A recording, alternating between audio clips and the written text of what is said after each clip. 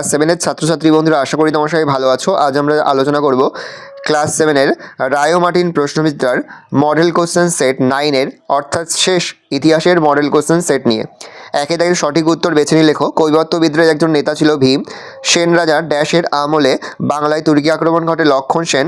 গঙ্গাই কর্ণচূল উপাধি নিয়েছিলেন রাজেন্দ্র চোল। রামচরিত কাব্য রচনা করেন সন্ধ্যাকর নন্দী।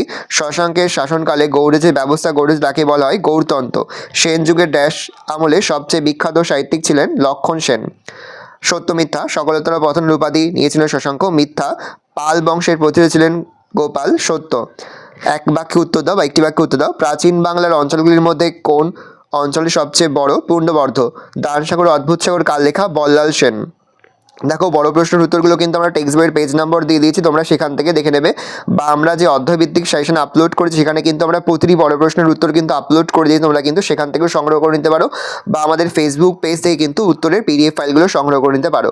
ভালো করে দেখে নাও, ইতিমধ্যেই আমরা কিন্তু ক্লাস 7-এর প্রতিটি বিষয়ে রায় ও মার্টিন প্রশ্নবিদ্যার সমাধান এবং তার পাশাপাশি প্রতিটি বিষয়ে অধ্যায়ভিত্তিক সেশন, সিলেবাস, নমুনা প্রশ্নপত্রও কিন্তু আপলোড করে দিই আমাদের এখনও পর্যন্ত। সেই ভিডিওগুলো না দেখে থাকো, ভিডিওগুলো কিন্তু তাড়াতাড়ি দেখে